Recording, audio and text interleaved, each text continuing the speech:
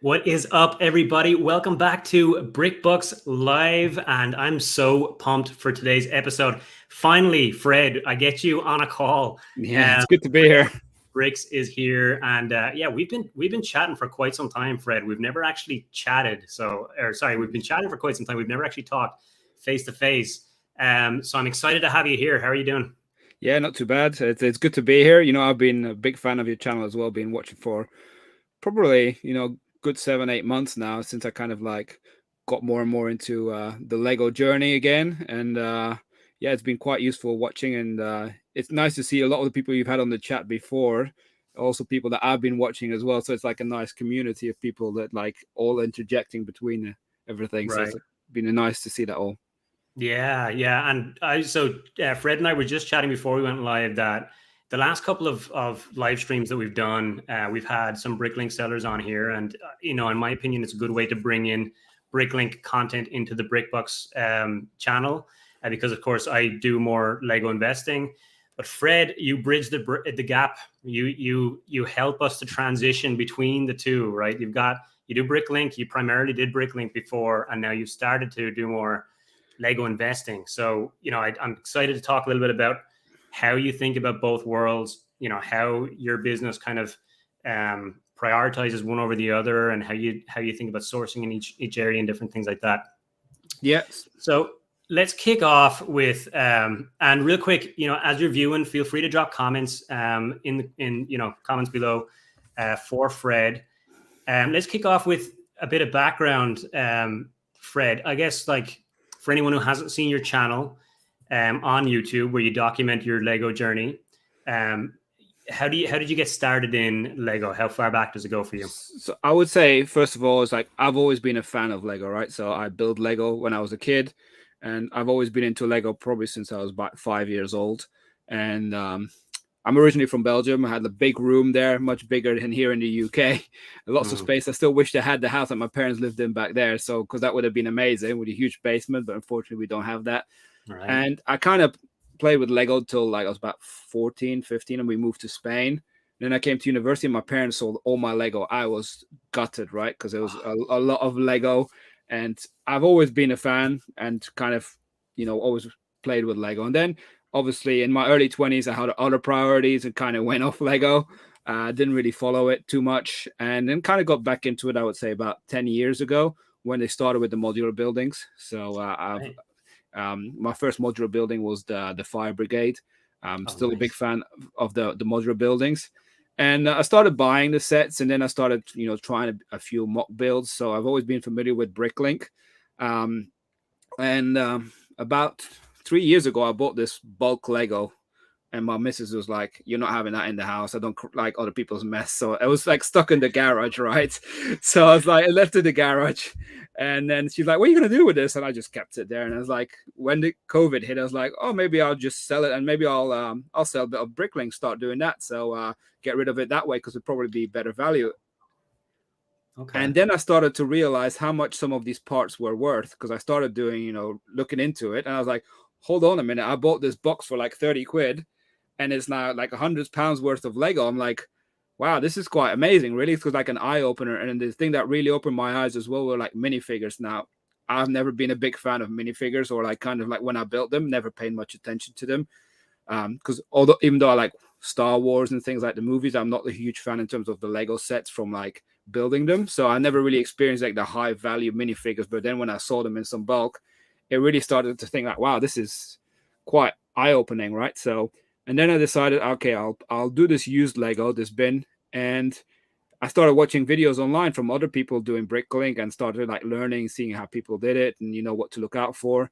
And when I do something, I don't do something half-heartedly. I go all in or nothing. And every time I start something new, my missus, she like braces herself, right? She knows something's coming. So initially, I started in the living room, and I had these cardboard boxes. Really, it was not efficient whatsoever, but that was my method of starting. And I had all these poly bags, and I parted out a lot of the newer sets I was then buying because I found it was a lot quicker to part out new sets versus used sets. But I also wanted always to buy sets with a view of investing them and holding them for the future, because I knew that was a lucrative business as well, right? The only downside I had was space, and it's money that's tied up, and you don't know when you're going to get it back, right? And that was my main concern. So that's why I initially started, let's do Bricklink. I get to know more about Lego sets and get to do it day to day. I can, eventually build a YouTube channel as well, which I did, and, bring content on that and actually build a community. And I've met a lot of people, not face to face, but virtually, where we'll discuss all things Lego. And I've learned a lot from other people and been given lots of insight. So I think I continue to learn every day. But with that thing, I then started to, the money I was generating from Bricklink sales, I started to reinvest in a mixture of buying sets for investment, but also sets to parting out. And then eventually we converted this garage into this Lego room, so I could move out from the living room, because at one point I had 100,000 bricks in my living room. And I think, that was when I was like, my missus was having enough. So we moved into this room in January. And now we're at a push now of about 235,000 pieces in here. And I've got a storage unit as well where I keep all my Lego sets for investment. So there's about 450 sets in there. Now, they're all still in boxes, waiting, a lot of them for retirement, but that's where they've been kind of like stored. So I'm now at the moment where I'm just waiting for the retirement to kick in so I can really start selling. I've sold a few already, but a lot of them are not listed at the moment. So because I don't really have easy access to them in terms of they're not like on racking on everything. They're just boxes and they're in good condition, but it's just that I haven't sorted out properly yet to do a quick delivery, so to speak. Yeah, and the great thing with, I guess Lego investing in general versus some other items that you might resell, is sometimes the listing them fast, it doesn't matter all that much, right? Unless you really need to try and like get the cash flow back. Yeah. If you miss this Q4, you'll sell it in January, you'll sell it in February, like value will rise. So like at the end of the day, listing stuff with Lego investing, it depends on your cash flow, really. Yeah, I have a couple of... It is very different, though. If you're looking from a parting out perspective, you do want to be one of the first ones to add bricks, especially minifigures. I've noticed, like when I started, the Marvel minifigures have just come out. I had a few of the boxes quite recently, quite early on when they came out in September, and I started putting those on eBay, and those have been flying off the shelves like very, very quick. I couldn't keep up, and then you couldn't really order anymore very quick enough. So it was sometimes it pays off to be quick as well with listings, but I think it's more about minifigures and parting out, things like that. But from Lego investing, I mentioned you can leave it till whenever you feel like it's ready, right? So I tend to look at it from an ROI perspective. I'm not going to go shoot from the moon like big, huge ROI percentages. I think that's my strategy is early on, is to be conservative, because I'm still at the learning phase. Right.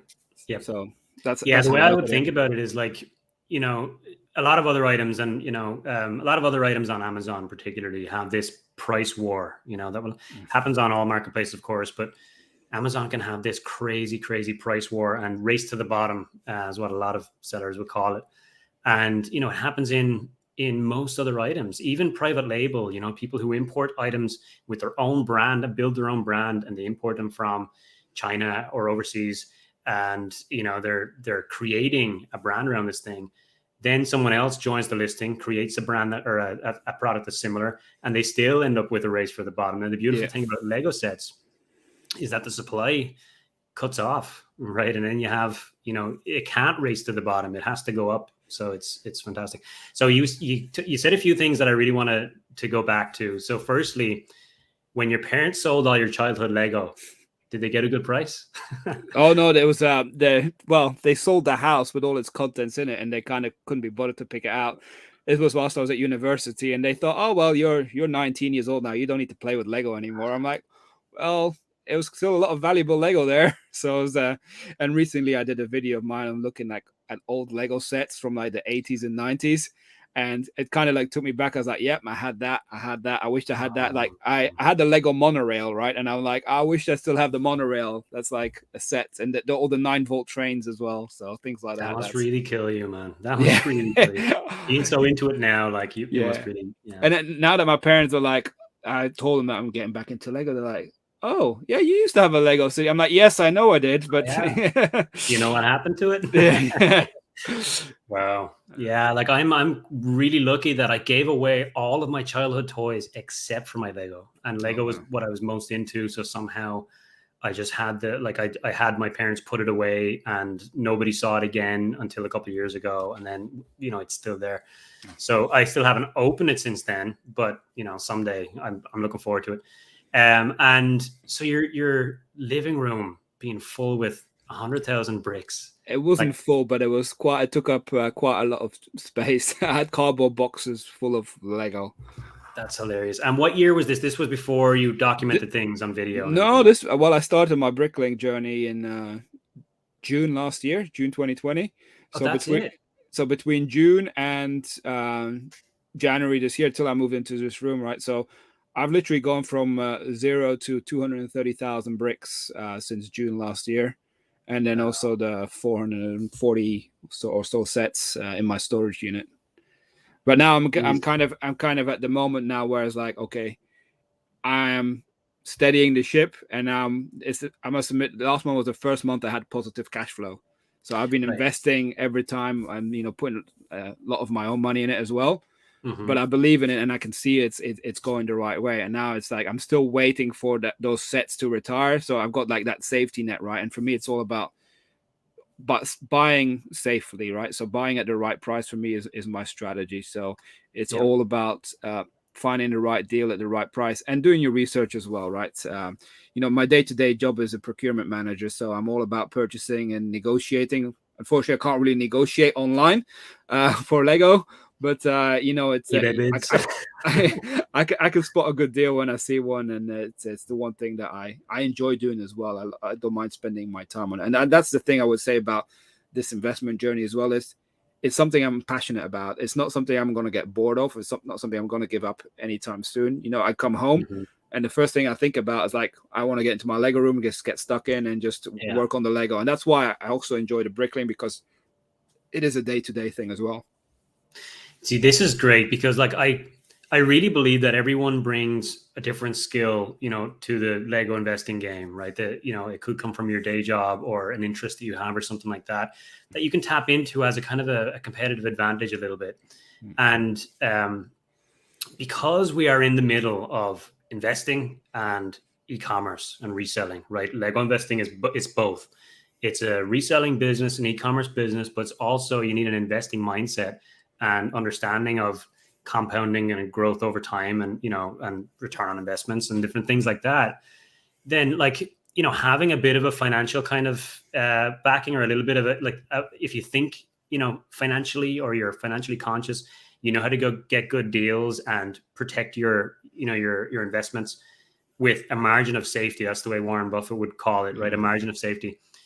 It's a massive advantage, I think, so coming into it like that and being, I will buy good deals, and I can't go wrong then, right? I can't make bad decisions if I buy at a low enough price, because what's the worst case scenario, right? It only grows 10% instead of 100. And my worst case scenario is that I part it out and I add it to my Bricklink store. So that's my plan B. And I do actually have a finance background, so I got a degree in finance, so it does help. That makes sense. That makes total sense. And then you've also got the data. So you're bringing data to the conversation as well. Yeah. So, which again, is another kind of in my opinion, a real strength in this game for sure. So when you're thinking about your buying then, right? So you mentioned, you buy as low as you can, and then you can just part it out if needed. Does your part out? So I guess firstly, what's your part out requirement? Are you a 2x or a 3x? Typically a 3x, which is quite hard in the UK compared to the US, I would say, because it's typically lower. But what I've noticed, the difference between the markets is that we tend to get more discounts regularly, in terms of 30-40% on sites like Amazon, because Amazon price match a lot of the places elsewhere here. Whereas in the US, you get big discounts when it's like clearance deals, whereas here we get it more often throughout the year, I would say. But it's and also there will be exceptions when I see certain sets that have lots of good minifigures and have potentially a lot of new parts or parts which I feel are going to be wanted or colors that are going to be popular.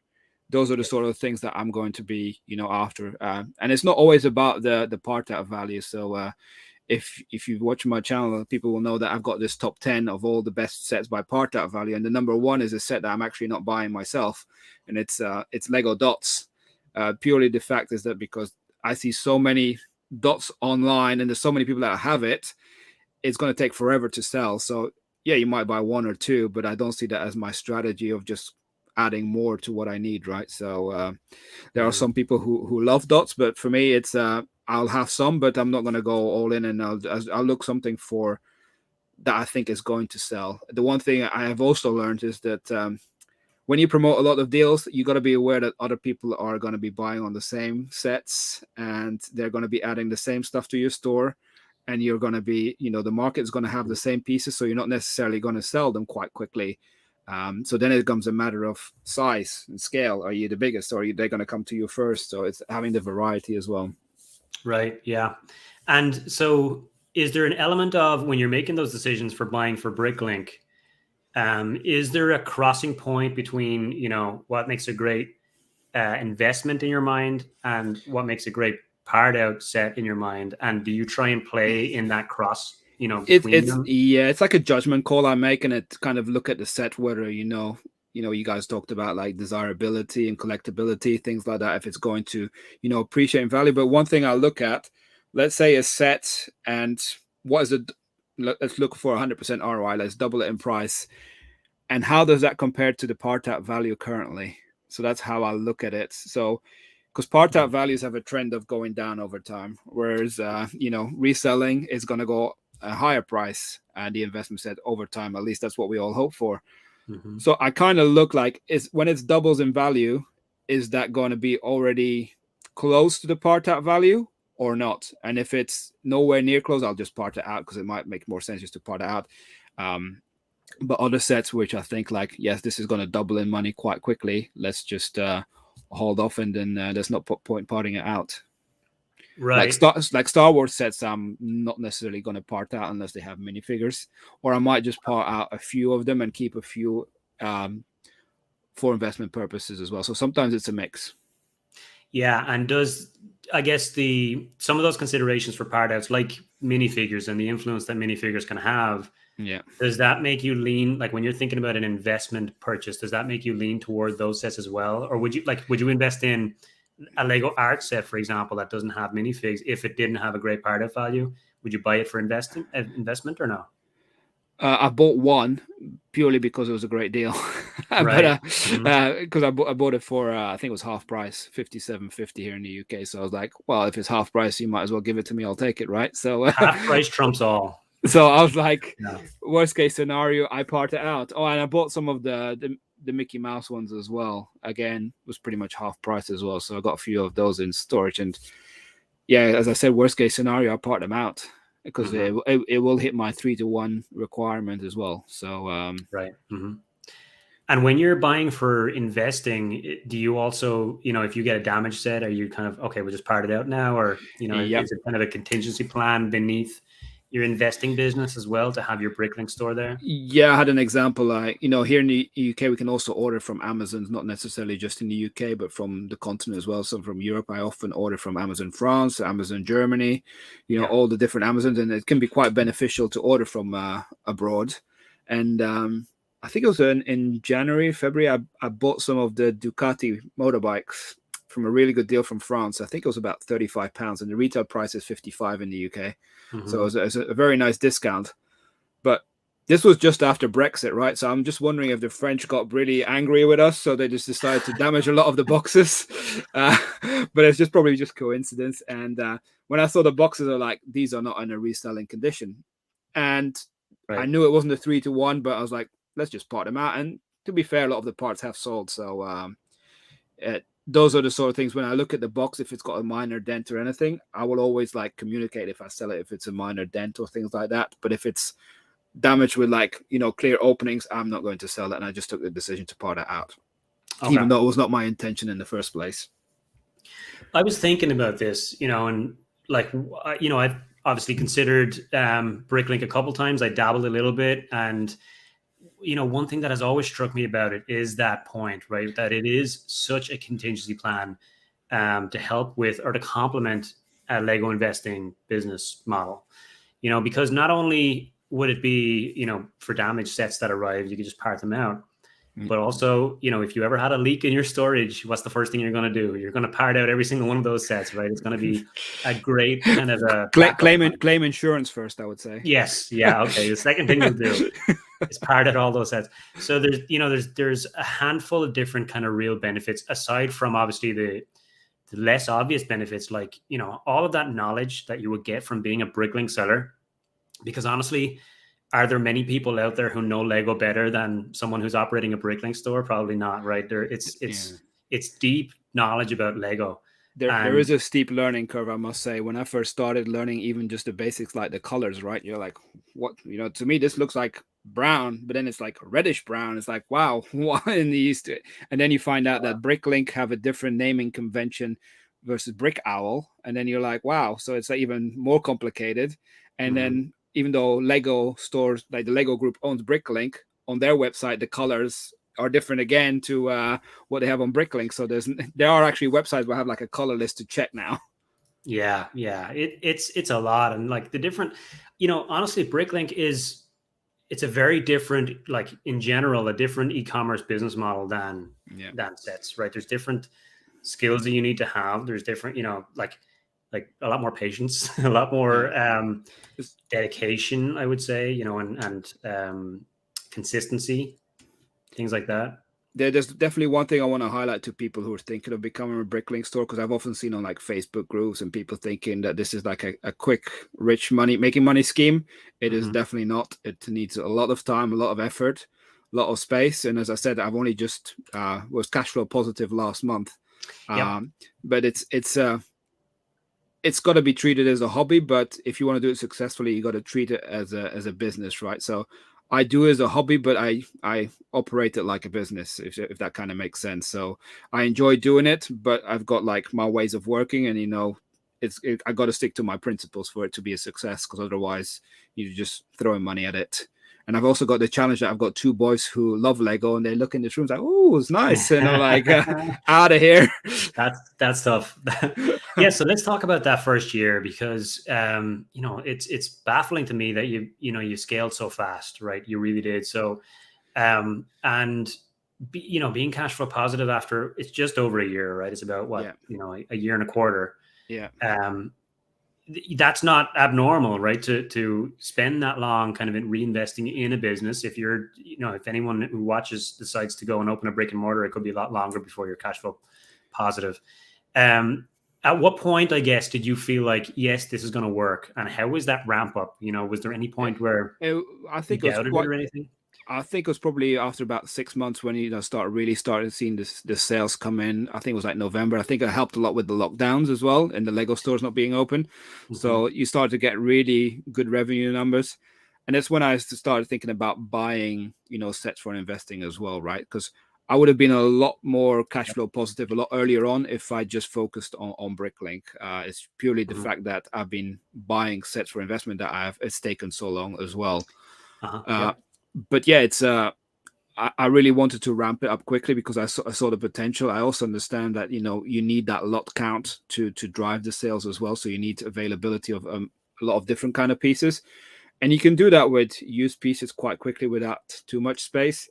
But used takes a lot of effort versus like new parting out. So the good thing is that, as I said, I got kids; they like to help out. The wife actually quite likes sorting things as well now. So she doesn't. She's already mentioned, if you want to do this like full time at some point, how about you make me do this first, and I'll quit my job first. I'm like, oh, okay. Now she sees it that way. She sees that as her way out of her job. That's fantastic, though. There's so much interest in it. Yeah, and trustworthy help, which is fantastic. No, it's and as early on, I pretty much saw that is definitely a model that can work. Because Lego is growing everywhere right now. The only concerns that you know, I had early on is that anyone can do this. So there's a lot of competition as well. And this could become a race to zero as well if people, keep adding parts. And, on, some elements, the parts are going towards zero as well, right? So, or there's so many parts available that you'll just be sat on stock forever. And that's, for me, is why it's important. You got to stick to that 3 times ratio rule, because I'm pretty sure, some of these bricks that are here in my store are probably never going to sell. Mm-hmm. Unless you then start putting it as in a bulk buy and then starting as, bulk lots on like a car boot sale or something like that, Yep. or on a Facebook marketplace. So you can do those things if for slow moving stock, but you got to take that. It's not going to be selling at the price that you want it to. Yeah. Mm-hmm. Yeah. And like, it's an interesting point about, potentially kind of getting saturated on Bricklink. And I would not have that concern if I had confidence that, there was a ton of marketing behind it, right? Since Lego Group took it over, you would think that they could really kind of leverage it in different ways. And Lego sales, as we saw in, the last couple of weeks, have gone through the roof since 2020, right? And I thought 2020 was a banner year for Lego. Now it's, they're beating it, which is really kind of surprising. And interest in general has gone through the roof. But, new fans of Lego need to go a layer deeper before they start to see the world of mock building and ordering parts. And a lot of them probably just like, they would be consumers on Bricklink, but they just don't know it's there. I definitely agree. People here, I would say in the UK, it's probably even less so than in the US. In the UK, many people are not that familiar, although we do have, I think it's around 1,200 stores in the UK alone. So there's quite a lot of stores for about 60 million people. But, people go places like eBay. People sell like bricks on eBay, and people go there for Lego related things. And I find like my minifigures, I get maybe a few minifigures I sell on Bricklink versus like hundreds that will sell on eBay, and the pricing is higher on eBay than it is on Bricklink. So people just don't know the details where to go to, or just it's not promoted, right? So there's definitely a lot of potential for Bricklink to grow. And do Bricklink release any numbers on website traffic over time, or, consumers over time that would hint at, because we can see that per part and per set, like sales volume. You can check the number of users they're on there. I think people have mentioned it. I haven't looked it up, but in the chats from our group that we have, it's like people have mentioned, this is how many users there are on Bricklink. So there's quite a big user base. It's just whether or not they're all active or not, I don't know, right? So you can create an account and it could just be there sat dormant for a decade. Yeah. Mm-hmm. And we could look at probably Google Trends data and stuff like that and see, like, are people searching for Bricklink a lot more now than before? But, regardless, I'm sure it's growing in popularity. With the seller side will also be growing in popularity at the same time. If the Lego Group do push some marketing budget into Bricklink, I would feel sure that, being a seller on there is going to have a bit of a boom. It's going to be a great time. Yeah, I think their priority is probably push their own, bricks and pieces on their own website. That's what they're pushing. A lot of that comes from their warehouse in Poland, and so obviously they've got an agreement there to do all the picking and everything. So I see that they see that as their main money making, because it's all centralized. They got full control over it, and dealing with Lego, that they like control, right? And they like their own ways.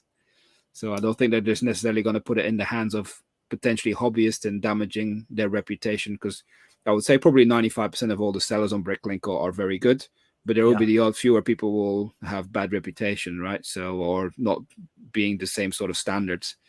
And for me, that's very important in terms of, reputation and doing the right thing. I feel like by selling Lego, I'm like an unofficial ambassador for the Lego brand, right? And I treat it, as a fan would, and how I would like to receive my Lego as well. So when I deal with used Lego, I'd rather chuck a piece out rather than having like some marks on there or something like that. Like, I've had some comments of people when they receive some of my used Lego is that they can't see the difference from like new Lego, but it's just the way it's quality and service that's important. And that's what Lego's also renowned for, right? So their customer service is like probably one of the best worldwide in terms of companies.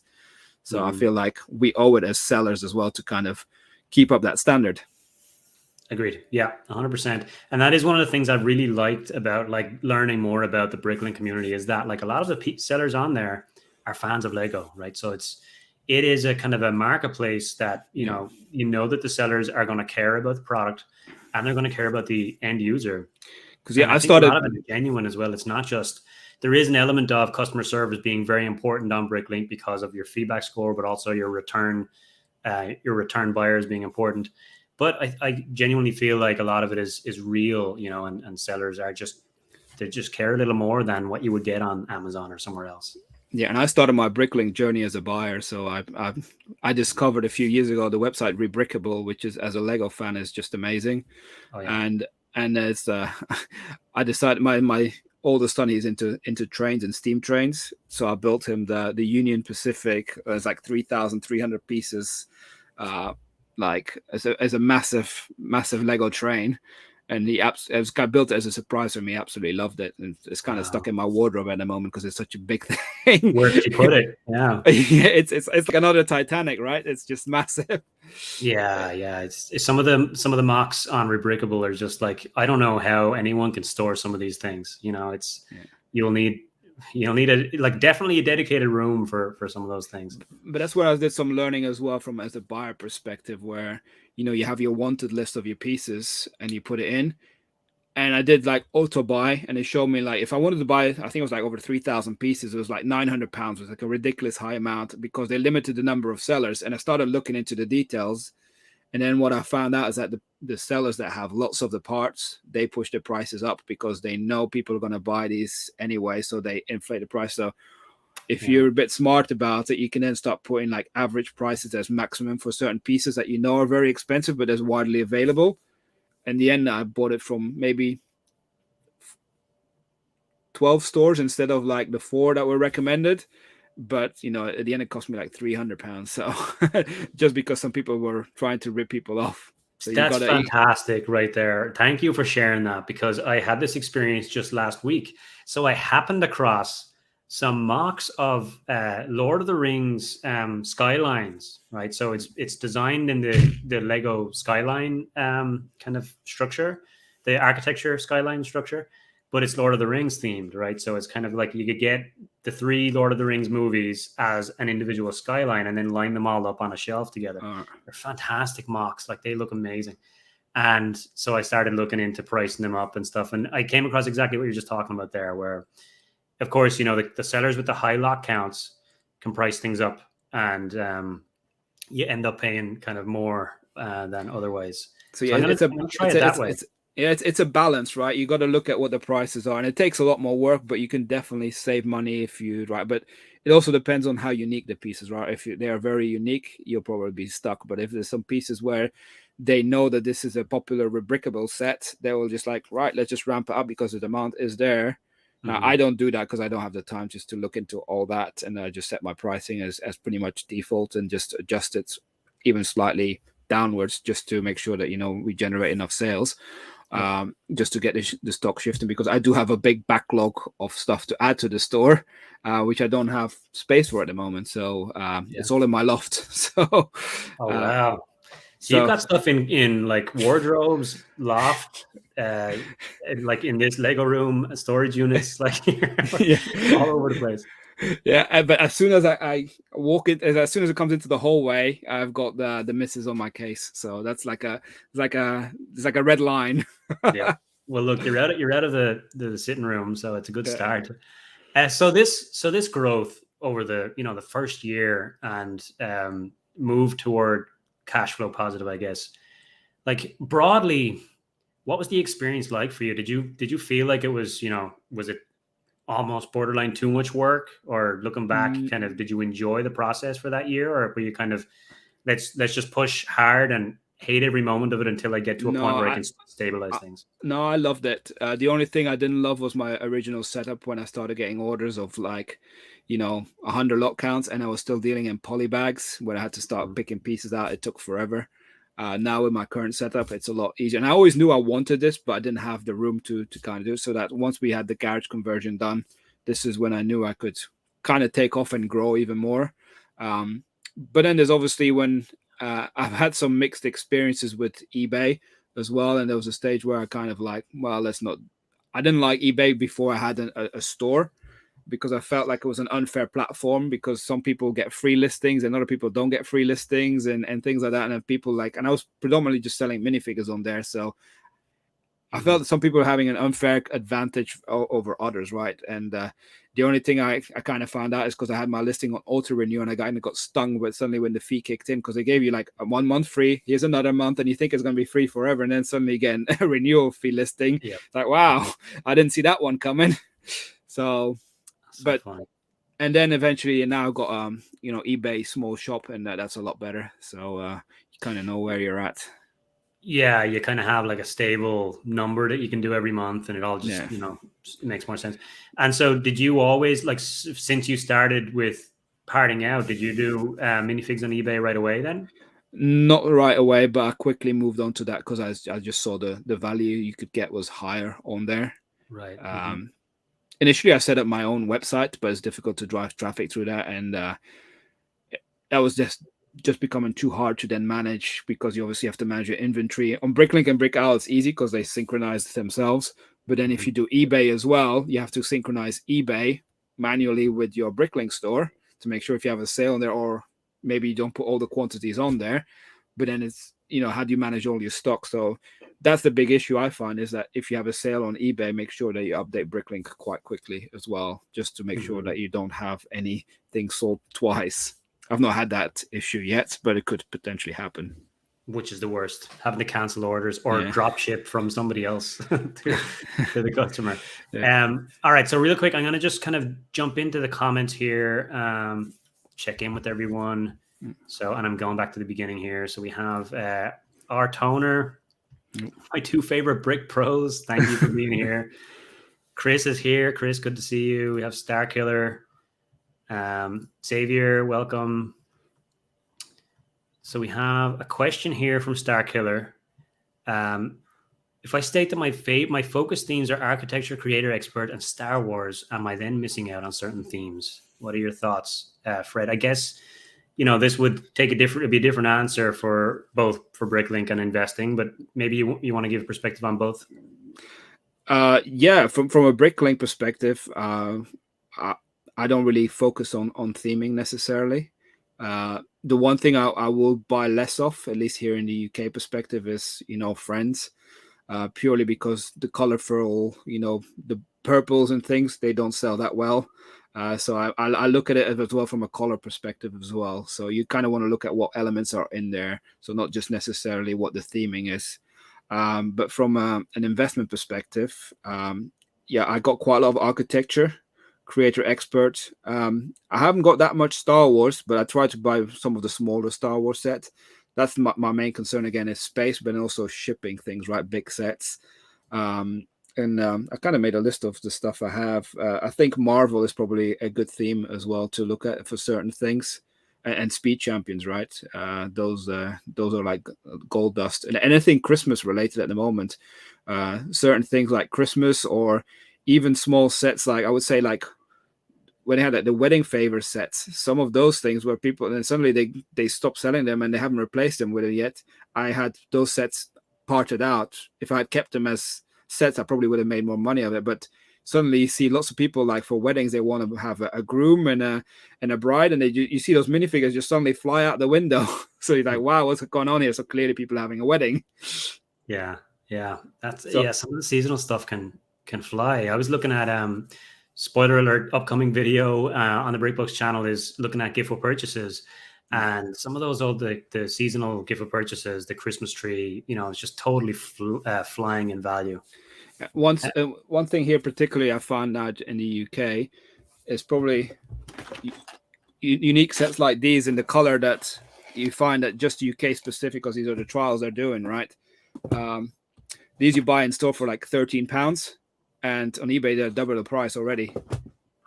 And even though you can buy them in store or online for $12.99, so it's like, and that's full RRP. So you see people are buying those and just reselling them on eBay for double the price, probably to the international market, I would say, because they know people will want them. But I think the Christmas sets, like this year's set, the Santa sleigh, is going to be the one that's I think is just absolute winner. It's an amazing set. Amazing set. Yeah. I would add I've got a few here. good stuff. Came with props. I love it. I would add Minecraft to the list. I think it's a fantastic set. It's tried and tested at this point, and it does go up. Those sets do quite well for investing purposes. I'm trying from the UK perspective the Minecraft sets because I'm on the fence of those ones. My opinion, my biggest concern about them is the part out value if things don't go the way they go, right? Because they generally have a horrendous part out value, the Minecraft sets. So I have quite a few Minecraft sets in my storage unit as well, but they're more for me to test the waters. Is the market in the UK on Minecraft the same as the US? That's great. Yeah, it's definitely like there are these differences between the markets, and yeah, it's another thing that I want to learn more of over time as well as I engage with more people internationally who ask me these questions. Like, are the themes different? Do people care about the same things? And there are differences in terms of what themes are selling best from different countries. Minecraft, it is like so. The thing about Minecraft is like we don't have a whole lot of new things coming up that are going to suddenly rise the popularity. It could be the opposite for Minecraft, right? It's more likely that popularity over the next 10 years won't be as good as popularity over the last 10 years, right? As far as, I can see at least. But at the same time, it is the kind of theme where, like grandparents on Amazon are just like, any of them will do. We'll just buy any of these Minecraft sets. And $60 for a set that retail for 20, like, it's this kind of set. It's an Amazon set, right? That's what I see as Minecraft. It's like the perfect Amazon set for the mass market. But your point about like the part of value being lower that's one of the big differences, I think, right? That we need to keep in mind. I would also throw in so Minecraft. I think Jurassic World does pretty well, at least in the US market. And some idea sets are worth looking at. Ideas is just a little bit, it's just become a little bit less predictable in the last couple of years with re-releases on 2 idea sets and different things that have messed with the plan a little bit. And thanks for the question, though, Star Killer. So I want to talk a little bit more, Fred, about life as a Lego investor in the UK, right? Because, there are kind of a lot of UK folks that watch the channel, and it's something that I unfortunately can never offer enough about. And I'd love to kind of pick your brains on a couple of different things about life, in the UK as a Lego seller. I guess firstly on sourcing. So, you mentioned that the deals are a little bit more like it's less of a kind of a big boom or a big deal season and more consistent throughout the year. So you don't really have an equivalent of the Walmart, clearance season in July that we would get. You do get clearances in certain retailers in the similar season that you get to the US, but they're very hard to get as well, right? And they're not widely advertised. It's pretty much you go in the store and you see it, but then you have regular clearances on stores like Argos, which is like a catalog store. And then the next day, Amazon price match a lot of the sets. So Amazon pretty much got a strategy here of killing the high street. So they just actively target a lot of the high streets. As soon as they put a discount on, they just price match it. So from a reseller perspective, you can buy a lot of good stuff. So you often have limits on the catalog stores, or they don't have them in store, and then you just try and get it from Amazon or vice versa, right? So, but there's a lot of deals to be had throughout the year. If you keep looking, as I said earlier, it's not just Amazon in the UK. We also get the benefit of France and Germany and Spain. The difficulty that we have now with Brexit is that, duty. So you can't really buy the bigger sets because you start getting import duties on them. But yeah, I would say you can get deals through a lot of periods throughout the year. There are some months where you're not going to find anything, but now October is just, you see a lot of deals already happening. I think it was back in, was it May or June? We had some Amazon France. Sometimes there's some crazy deals where you get like you buy 3 for the price of 2, and that includes sets that are already discounted. So they've already discounted the sets, and then you get 3 for 2. So sometimes you can get really good deals. I think we like a lot of people on our channel just started buying lots of Lego sets, like the 501st Legion battle packs. Like they worked out at like £15 a unit when they're normally like £25. So we just a lot of people just stocked up on those when those came through. Wow. So And you can get some good deals. those would be great over time as well. You can't go Yeah. wrong with that set.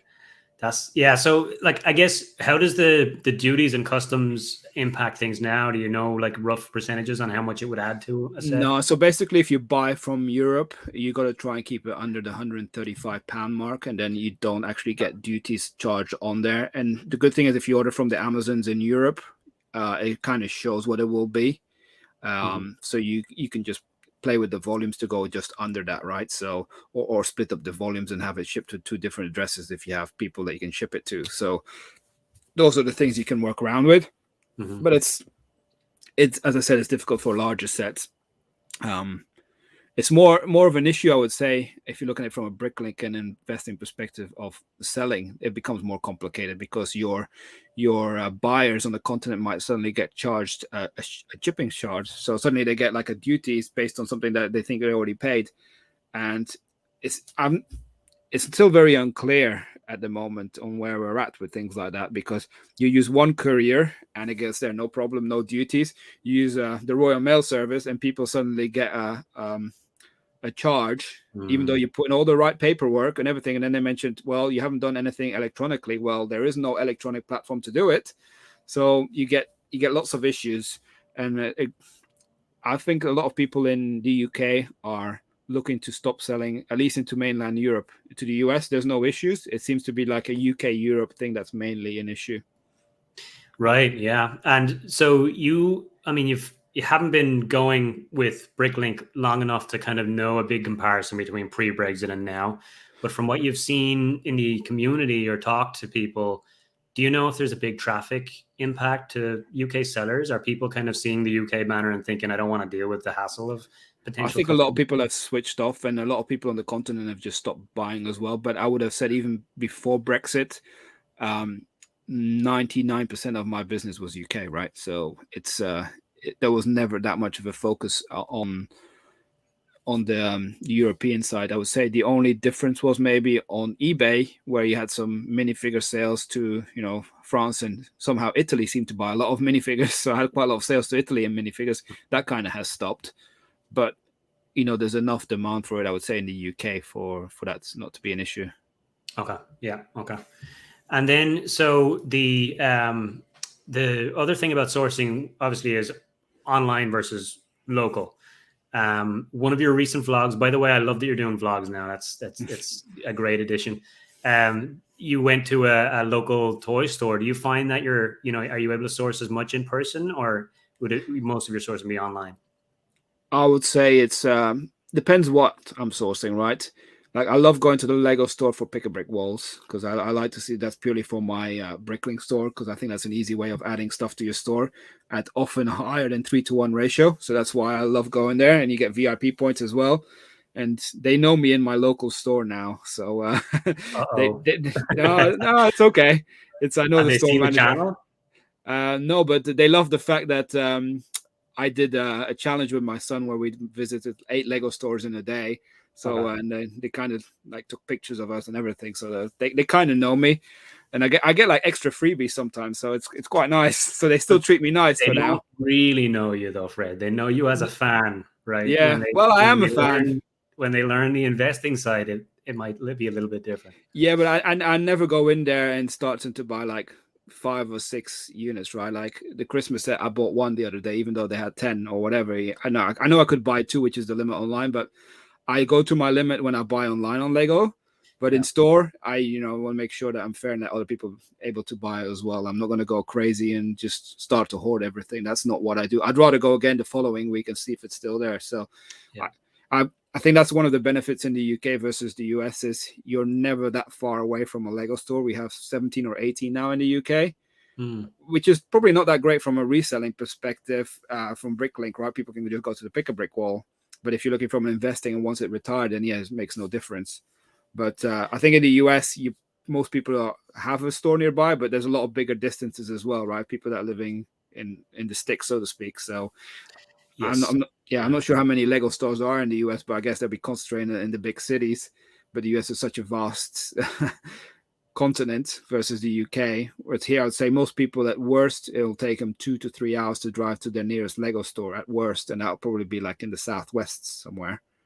Right. Yeah. Yeah, I like the way you're thinking about that because, like, in my opinion, at least, maintaining a good relationship with the people in your Lego store is more important than getting an extra set. When you're trying to source a particular set, even if it is like double gift of purchase and double VIP points, it's not worth it. And it helps going with my children as well sometimes, right? So they know I'm not always buying just for a thing. I also buy for myself when I sometimes go in there, but I do keep that very separate. I never get tempted. So it's you got to know your limit, right? And they see when you go in with kids, it kind of gives a different experience as well, I would say. Yep, agreed. Star Killer just gave a €10 super chat. Thanks for the answer. Thanks for the great answer, guys. Thank you, Star Killer. Much appreciated. And then we have Ben's Brick Store here. Good to see you here, Eric. Fred, add up all the sets that you used to have and send your parents the bill. Oh, well, I'm a single child, so hopefully I'll pay back for it one day. Can you imagine the value now, though, of, Yeah, the one I missed the most is the monorail. And it's more from a sentimental perspective because it was like my uncle gave it to me. It was the space one. I think it's 6990 or 6991, one of the two. I can't remember. It's the white one.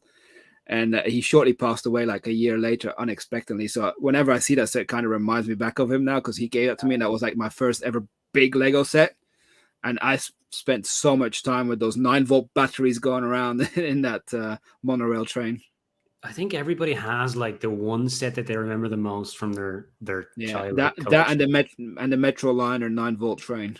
Right. I love the fact that those trains then they had the lights in them, so they lit up because obviously the 9-volt track. Right. Okay.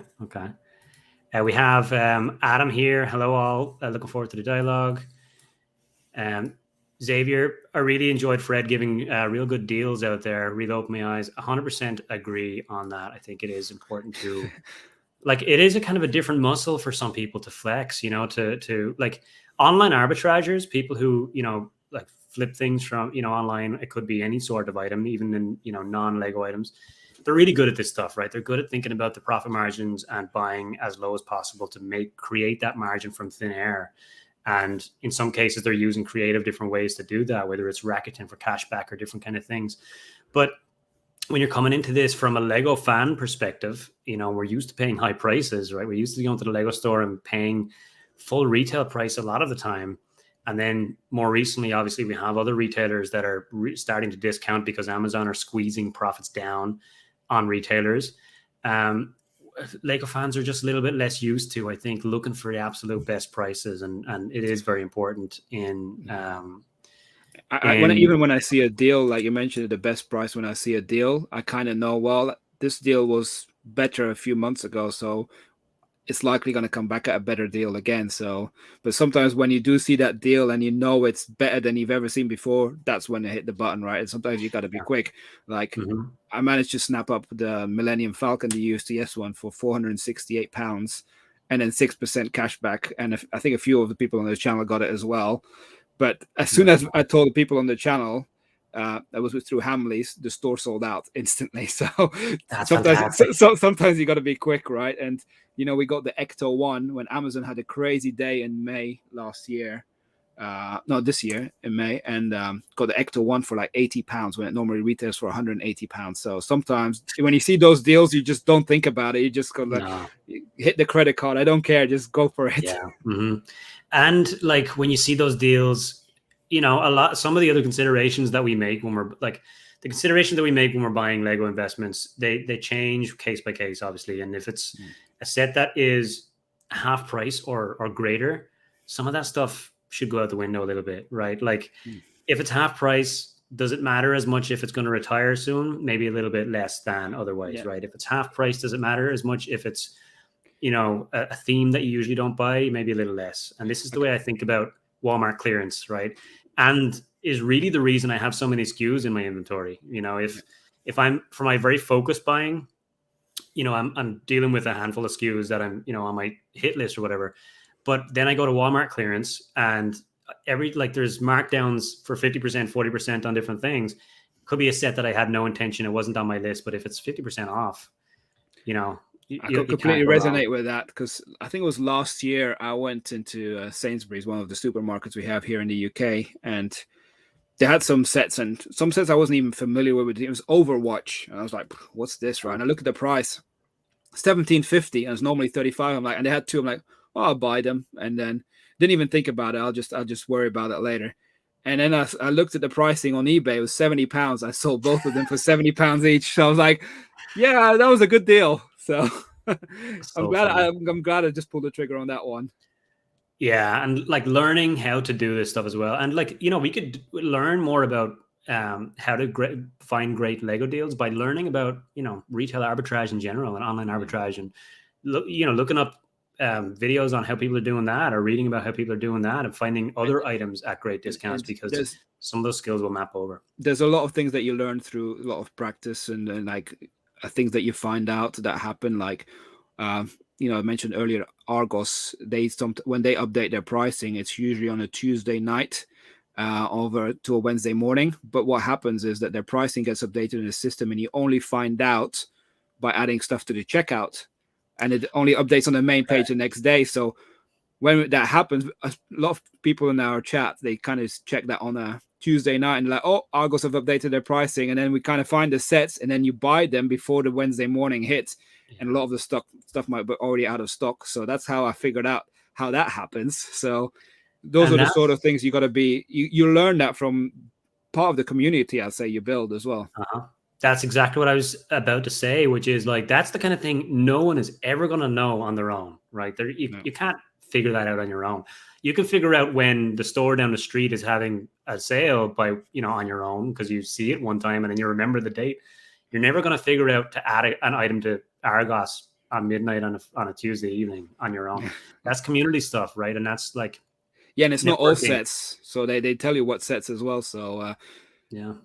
It's just that you learn. I think you continues to learn every day. I still learn. So it's I think that's the main thing as well, that you need to have that open mindset that you're never going to know everything, and you just got to continue. And there's always the thing with Lego, new themes, and I think you got to learn from your mistake as well. I'm pretty sure I've got a few mistakes that I've made so far, but that's why I've got that plan B of parting them out. And you mentioned you got lots of different SKUs. I've got a vast variety of sets. I did the count before this video started, and I've got about 120 different sets in my storage unit. So I don't have many where I've kind of got loads of. There's a lot of variety, and that's mainly driven by the fact that I target pricing, and then I'm going to be reasonable from my ROI perspective as well. I'm not going to look for triple the price or whatever it is. I just wanted to get it shifted, and then I can reinvest it into more stuff. Then maybe further down, if I have a bigger space or things like take it to another level, then maybe I'll take a different approach and take a look at it from a longer ROI, but a longer term ROI and higher ROI. But that's what I'm looking for. Yeah, and I get this question a lot as well about breadth versus depth, and it's a long conversation, so I won't go too much into it. But just real quick to some thoughts that came to my mind as you were talking there is like, going broader obviously reduces risk. So and especially if you're getting things at great prices, because if some of the decisions that you made don't retire, or they stay around for a longer time, or let's say if you went deep on the ship in the bottle and then it gets re-released, right? If that was one of 5 picks, then and if you evenly distributed your money into 5 sets, that's a quarter that like 1 in 5 decision that you made that's not panning out the way you thought it would. Spreading a little bit more, obviously diversification is the same as what people can do in stocks and different investments to spread risk, protect yourself from bad decisions.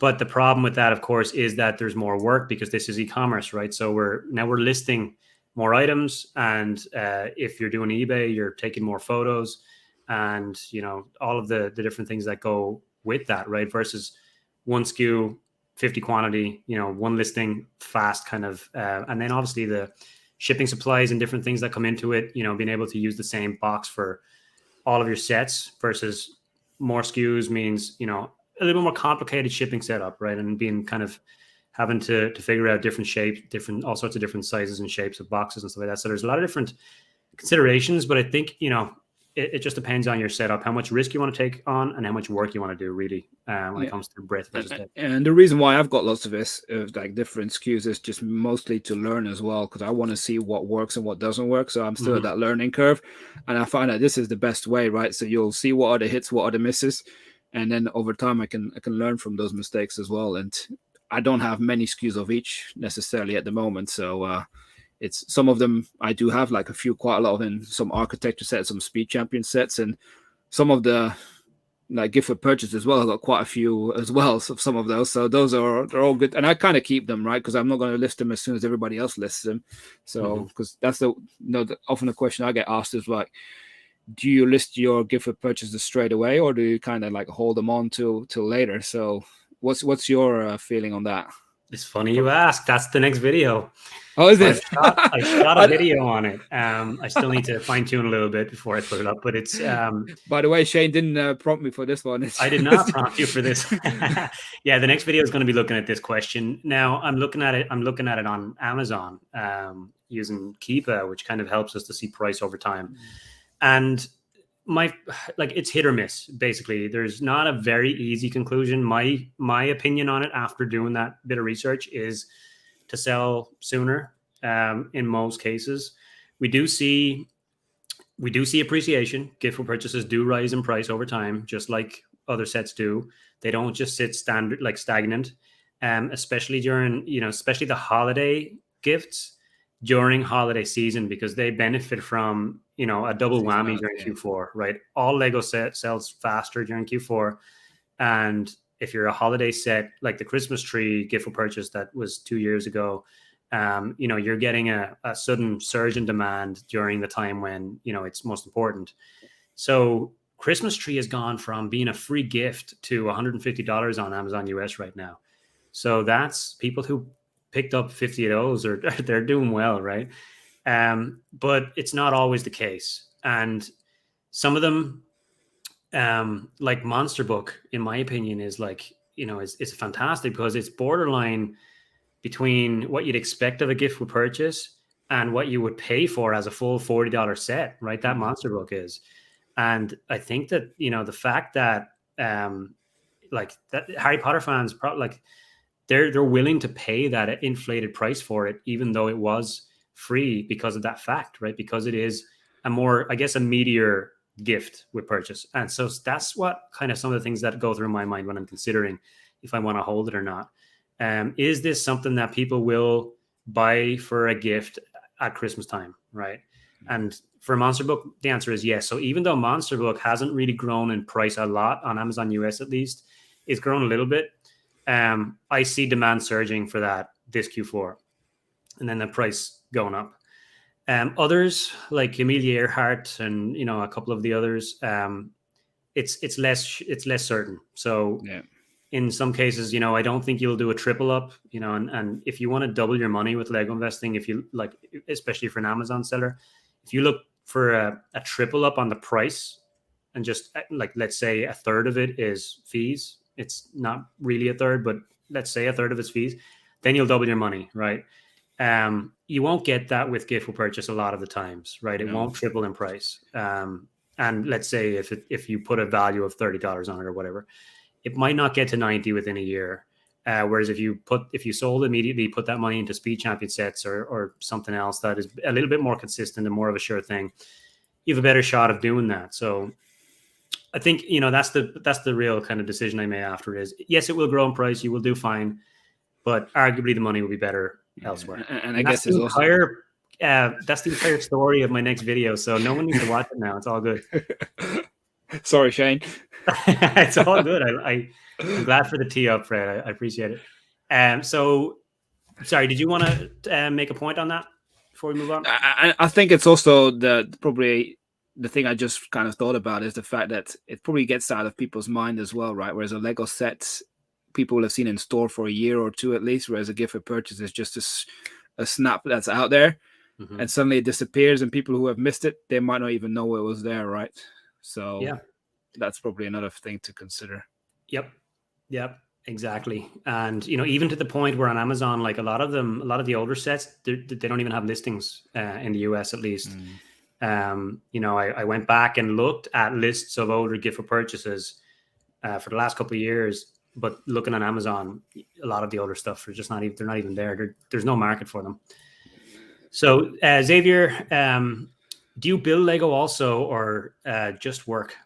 I do build Lego when I have space, and I've got my modular buildings in my son's bedroom on a shelf, and that shelf is kind of full. And I mentioned I got Lego in my loft, and those are Lego sets that they're either to part out or for my own collection that I will build in the future, but simply I don't have the space for, but I don't want to pay inflated prices for in the future, right? So I've got like a haunted house, I've got the modular police station, I've got the bookshop, I've got a roller coaster, I've got lots of the big creator expert sets just waiting for some point to build.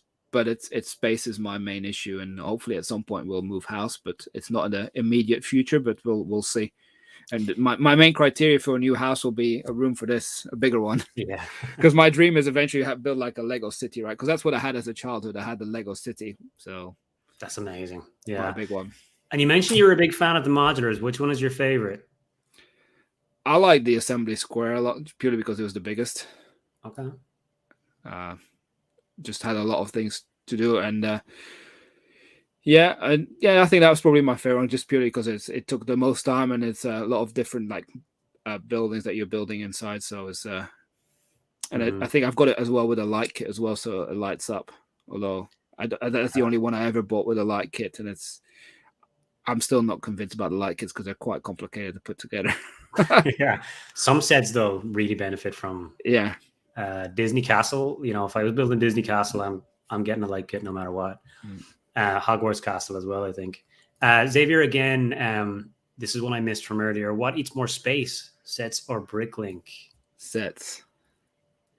Although I've kind of started doing a different thing now, because I'm here in a room. I would say, how big is this? I don't know what in feet, but it's about 2.5 meters by about 2.5 meters, more or less.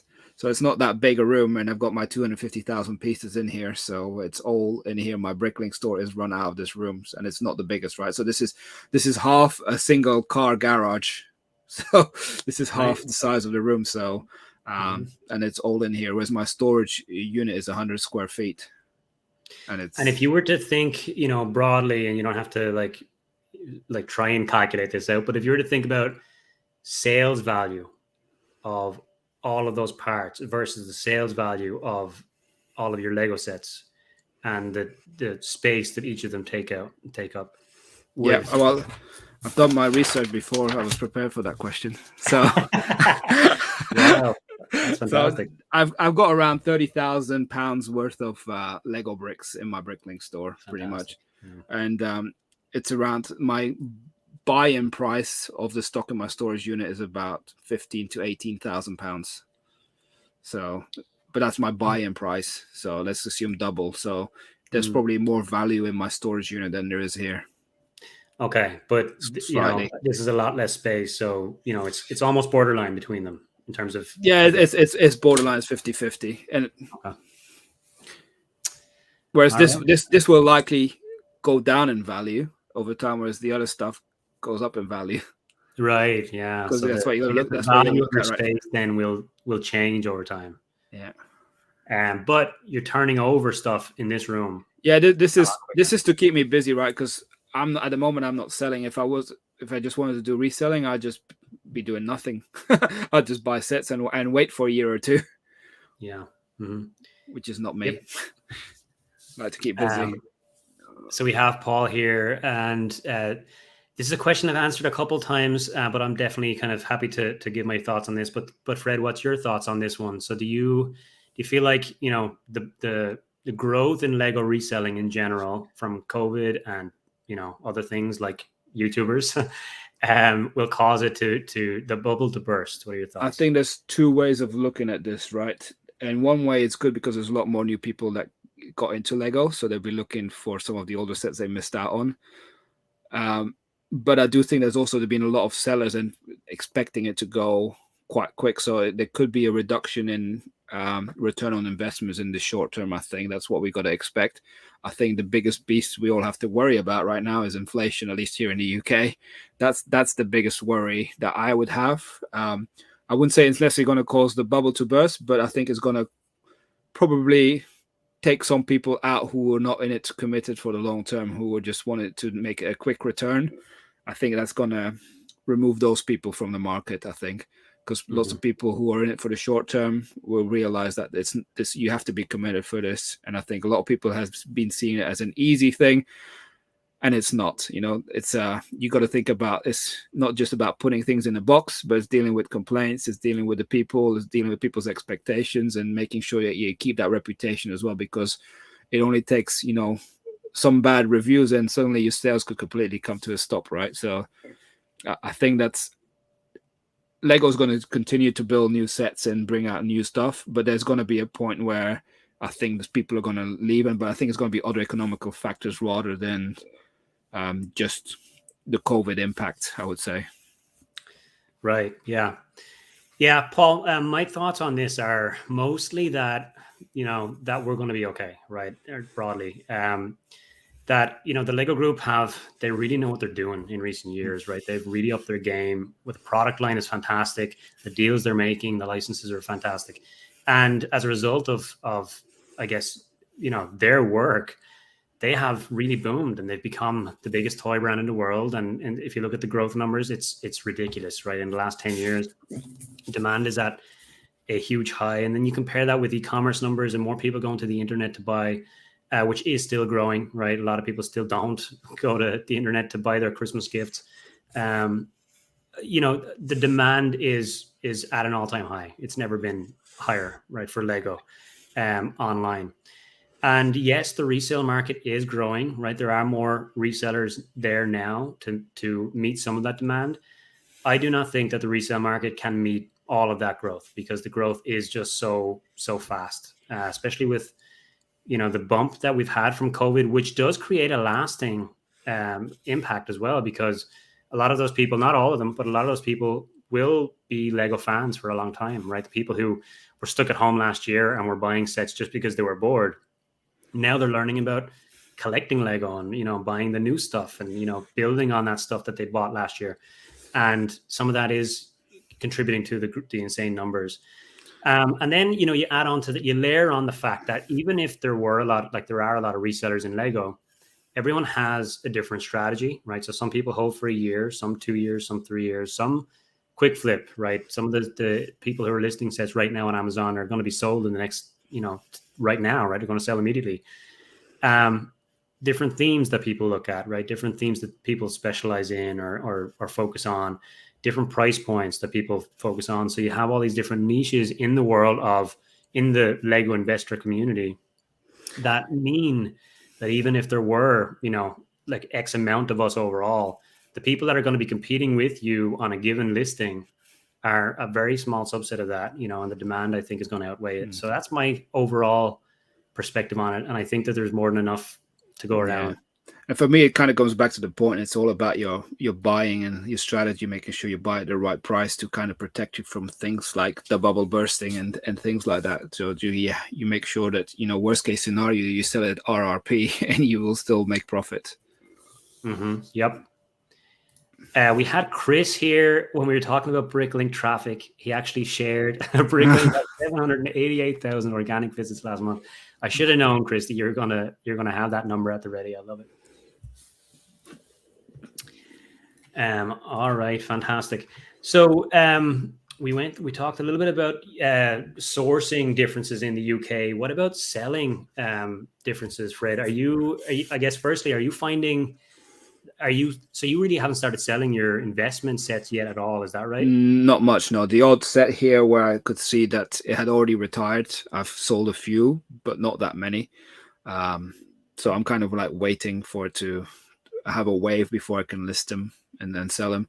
I did buy a few sets before that. I sold a few, bought some of these sets. A good place to go and buy Lego is Legoland.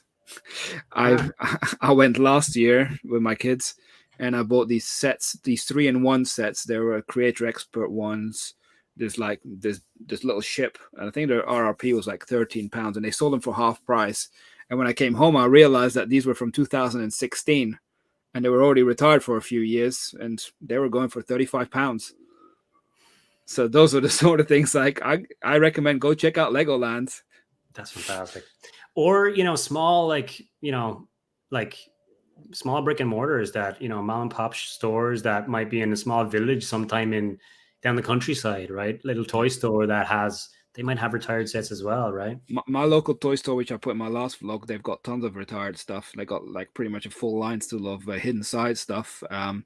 Last about 2-3 months ago, I went in there and got the Lego City Hospital set. That was the last one, and that was just RRP price, which I know you can sell for double right now. And I kind of had a sigh of relief that the next modular building is not a hospital, or at least not rumored to be a hospital. So that's because that was at one point the rumor, because that could have undermined the pricing for that one. But yeah. And so when you do start to kind of like really pad out your selling on your holdings or your sealed sets, how are you thinking about how that strategy would look? Do you have a platform in mind to focus mostly on? Are you going to go for Amazon? It's going to be a mix of, I'm already ungated on Amazon, but they're such a pain in the ass, excuse my language, but it's, the setup was okay and it got ungated, but now I've added a few stuff and they just want every single read-document, every single thing. They want you to add stuff again, and I'm just like, they're looking for an excuse to take you off, right? That's at least what it feels like. It's probably because I'm not very active on there at the moment, purely because I'm not ready to do a mass sale on there yet. Mm-hmm. But yeah, I find that eBay has become a lot easier, especially now with if you have the eBay shop, but the pricing is significantly lower, right? But then the fees are lower. So it's kind of like, where do you get your best return on investment, so to speak? So, because I've got some of the modular buildings, like the diner from last year, those are the ones that I've already kind of put up there, hoping that they will sell at some point in the near future. Yeah, and best return on investment for the least work as well. Like, we got to factor that in. And, Amazon has a lot of scalability, and being able to there's different tools we can use for listing and pricing and all sorts of different stuff. But, there are other aspects that can slow down your workflow with Amazon, like more returns or more customer service problems or different things like that. And I'm not ready for fulfillment by Amazon. It will still be fulfillment by merchant. So I haven't got the scale or the quantities to send them through to them. So it's more because I have such a diversified portfolio. It's not like I have tons of quantity of one set I can just send to them and fulfill. So it would still be managed by myself. So there's no real difference in terms of how, the shipping process would go. It's still managed by myself. So that's why I'm kind of leaning towards eBay, but I'm keeping an eye on the pricing as well, right? So it's which one are you going to get best, and how likely is it going to sell as well? Gotcha. And does Bricklink play at all in your? I have it listed on Bricklink as well, but I think there's people who are cheaper at the moment, and that's kind of for sets like that. That's how it will work. So you got to wait for the people to sell that first, right? Okay. Yep. So it might take a bit longer on there, and generally pricing on Bricklink is lower than it is on eBay. So yeah, if you're expecting the same return on investment, it's probably not the best place to go to sell. It is nice seeing those lower fees though, and knowing that like the customer kind of wins a little bit. The customer pays a little less. Bricklink will take less of a cut. The seller it'll be similar enough in some cases. In some cases it might work, but the sets that I have is such a big difference at the moment that it's not. I have them listed on Bricklink, but it'll be better off selling them elsewhere. Right. Yep. Xavier again. Xavier, you're on fire. Are you, Fred? Are you getting the Titanic for part of value? No. Can you imagine parting that set out? It's going to take forever. Yeah. And also, I don't even know how. Is that going to hit a 3-to-1 ratio? I doubt it, right? Because it's going to be £560. That means you're going to have a set of £1,600 for 9,000 pieces. I'm not sure it will hit that, and especially going to be a lot of repetitive parts. I'll just be where to put the box in storage first, because I've got such a backlog of stuff to part out. So that would be tempting, though, right? If people did see that, £1,500 pounds for parting this thing out. I will buy it if I get a deal like I did with the Millennium Falcon, but it'll probably be just to keep it for my own collection to build at some point. You know, if I can get a great deal on it, you know, I just can't say no to a good deal. That's my problem. Which is not a bad problem, Fred, to be Yeah. honest. But who has space for that set? I have no idea. That's the biggest issue, because I was in a Lego store today. Actually, went to the Leicester Square store today, and the guy's like, "Oh, have you seen a new Titanic coming out?" I'm like, "Yeah." I'm like, "Yeah, but where to put it, right?" And he's like, "Yeah, that's a big problem." Yeah. Because and last week I went to my local store in Brighton, and I said, "Are you guys getting the thing for your display?" He's like, "No, we're not sure where to put it." So they're not even planning on getting it for the store display. For So the store can't take it in. That's hilarious. I'm like thinking, what are you guys thinking? That's so So funny. The only place I can imagine most people would be able to put this thing is if they like hung it from the ceiling, like, you know, what you'd usually do with an X-Wing, you know, just yeah, have those little invisible cables holding it yeah. above the room. Or maybe in two parts by hitting an iceberg. That might be the one. Oh, geez. Because I saw a funny comment. Someone's like, if this is the set of the Titanic, imagine how big the iceberg will be when they release that set. Oh, geez. Yeah, but it's probably a mock that people are going to do. Like, Oh oh, yeah, companion set to the Titanic. it's going to be massive though, isn't it? It's a beautiful set though. It is. It is. And it's long overdue. You know, Yeah. there were a lot of kind of other like knockoff brands doing it for a long time, and it's great to see that it has been finally done. It is interesting though when you see these rumors coming up, and you know it's pretty much some images are leaked. When you go to the Lego store and I talk to the store manager, he's like, "I don't know what you're talking about," because they can't talk about it until it's officially released on their site. So it's interesting to see how they have to stick to their you know, they're under such strict rules by the Lego group that they Yeah. can't really just openly talk about it. And the guy, the store manager, knows that I know a lot about Lego, and he's like, "Nope, I don't know what you're talking about." And then the following week, it was released, and the guy's like, "Oh, you see? Oh, yeah." He's talked about it openly. Yeah, I've known because about it was for released. 6 weeks. Yeah. Yeah, it's like I wish I could I wish I could just pick their brains on a lot of different things, you know. And sometimes they know a lot of things that they just can't tell us. We had Paul again here. So Brixit now shows the expected retirement dates. Are you using and trusting these dates? What do you think, Fred? I don't trust them. I sometimes look at them because the one thing, as I mentioned, I track data, and I put in all the data as well. I'm starting to track the duration of the sets, how long they're active for. That's another thing that I'm having in the background. I haven't made that available yet, but I want to kind of understand, because there's sites like Brick Economy and things like that that have a kind of expected average life of everything. But I don't trust it. Even if you look at Brick Economy, it says expected value to go increase by X amount, and it's just, you look at it, it's like it doesn't make sense. I like it. I'm building my own analysis. I'm doing my own tracking, and what I've learned from Brixit, when I look at those dates, as soon as an item goes out of stock, it shows it as a retired set.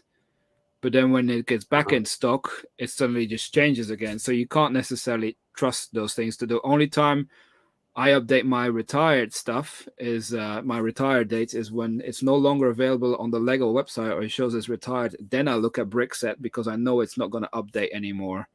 So I only look at it from sets that have actually retired, rather than sets that are rumored to retire, because I don't think we should take rumors to speculation. And the UK website of Lego actually updated a lot of the soon to retired sets. I think there's like over 100 now, and good news is there's a lot of them that I have, so I'm quite happy about it. So.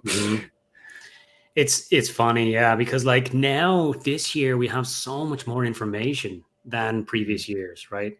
We have just a lot more sources of information when it comes to retirement, including more official information like what we see on the official shop at home websites now, with sets being added to retiring soon, and Brickset and adding retiring dates, right? So we're just spoiled for information this year. It wasn't always like this.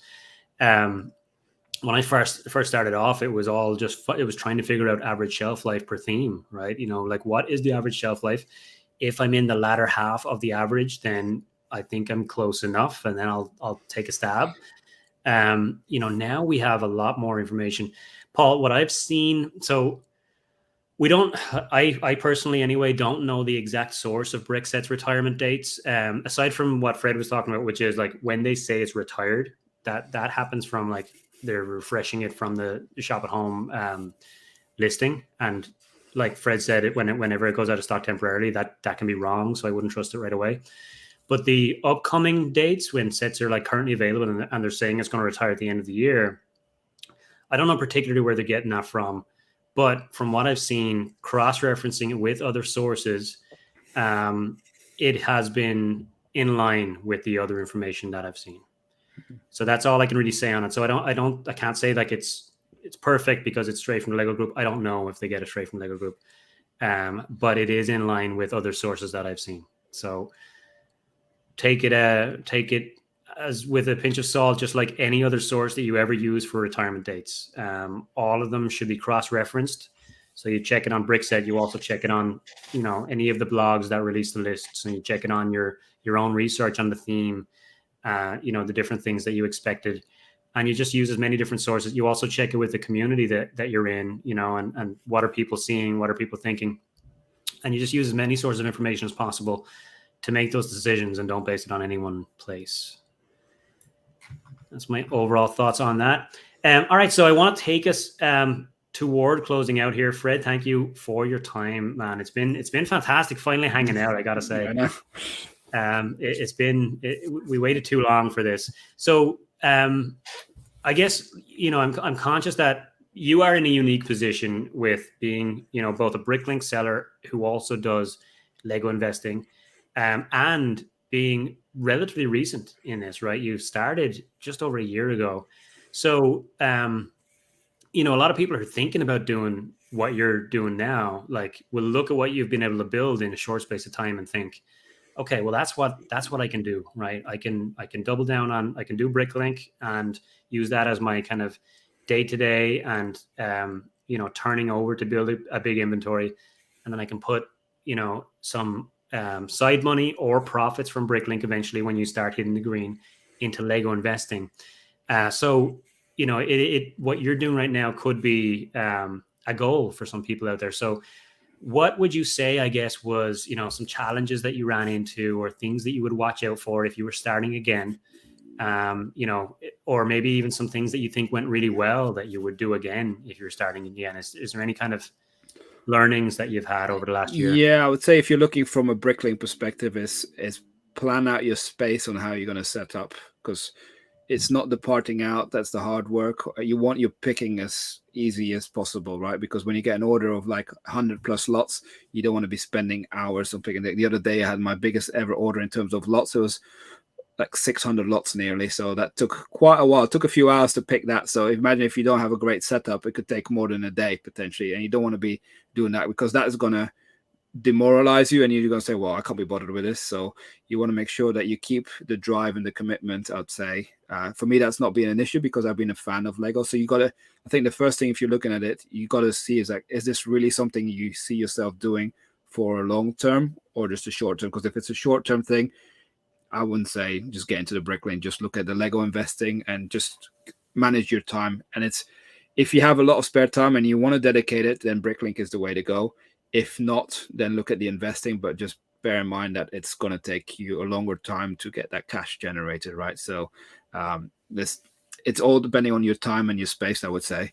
And some of the learning is like, I think if you're starting as well from an investing perspective, you got to learn to be happier with the smaller ROIs and see it as a learning, looking at learning and just building that knowledge, because it's all about knowledge. Knowledge is power, right? So the more you learn and reach out to other people and, ask the questions, I think I'm still learning every day from experience, and I'm sure I'm making some mistakes along the way, right? So, but the one thing also I would highlight is make sure that you build your reputation.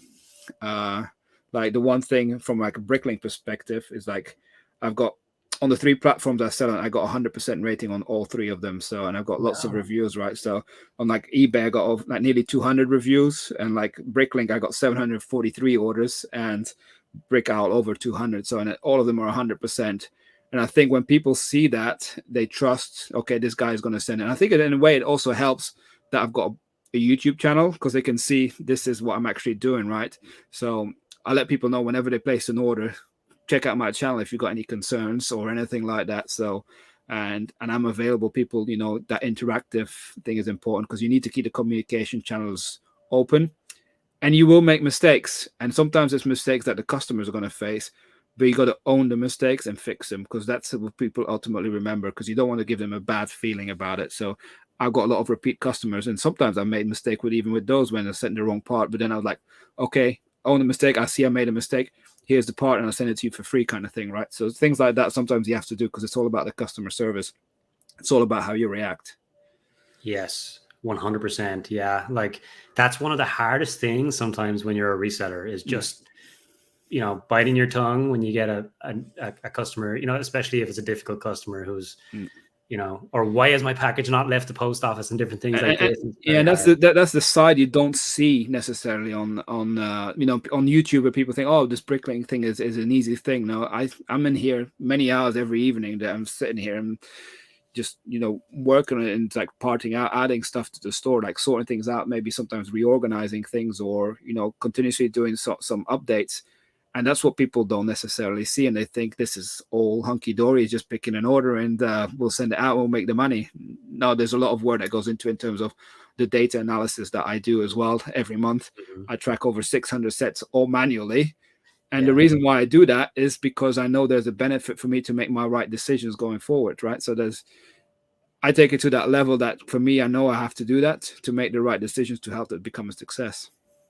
Yeah, I mean, there's so many opportunities with how many different sets have we got out there, right? There's so many different opportunities that you could be buying. Yeah. Putting your money into the best opportunities obviously will fast track your success. So, and that's all about data. It's all about understanding the different kind of numbers beneath it all. And Fred, as you look forward, then I guess how does the future look for you, both on the Bricklink and investing side, and for Hillians Bricks, your YouTube channel? What are some of your plans, or how are you thinking about? Are you hoping to grow? I'm definitely focusing more on the YouTube, I would say, because I think the Bricklink now is kind of like established. I will struggle to grow probably beyond 250,000 pieces in this room, but I still buy sets and I just hold them till kind of like when our sets sell out, I kind of replenish with sets that I have at the moment. Although sometimes I even part out some of the minifigures quite early on, just to add those minifigures and sell them, because sometimes the minifigures alone will pay back the set. So it's things like that you generate some quick cash as well, right? Because I parted out the new Queer Eye set, and I didn't even think that was going to do quite well, but I purely got that for the minifigures and for the new white masonry bricks. And I know there's lots of them in there, so. And that doesn't even hit the 3-to-1 ratio, but I know those parts will probably be popular. So sometimes you take a gamble on things like that. But yeah, I've got lots of plans, right? So as I said, when I do something, I try to be big, go big or go home, right? So that's my motto, and I don't see myself limiting myself if I can grow. My limiting factor is time and space at the moment, but who knows what the future will bring, right? So that's why I kind of focus a bit more time on my YouTube now. One thing I like doing on my YouTube channel is also like doing giveaways, and I've noticed lots of people love that. Because and we do it a bit with the support of the whole community as well, right? So that's what we try and do. And I said already to some people, like, once I hit 5,000 subscribers, I'm going to create a new channel just purely dedicated to giveaways, because I know so many people are after that. Wow. So, that's an idea. Wow. Fantastic. All right. So yeah, I mean, if anyone has not seen Fred's YouTube channel, go and check out Hillians Bricks. I had a little banner here. Let me pull that up. Check out Hillians Bricks on YouTube. I also have a link in the description below.